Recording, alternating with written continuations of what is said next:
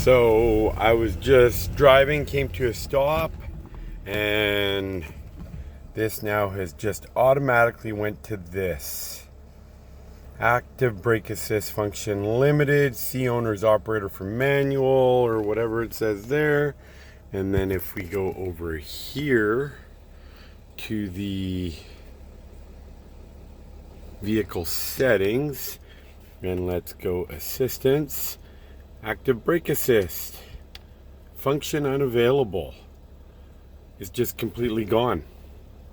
And it'll stay like this for I don't know how long, but yeah, sometimes hours, sometimes minutes, and it'll just turn back on. And a lot of times all of this stuff goes off, the parking, the lane, everything. Right now it's just the brake assist, so don't understand why.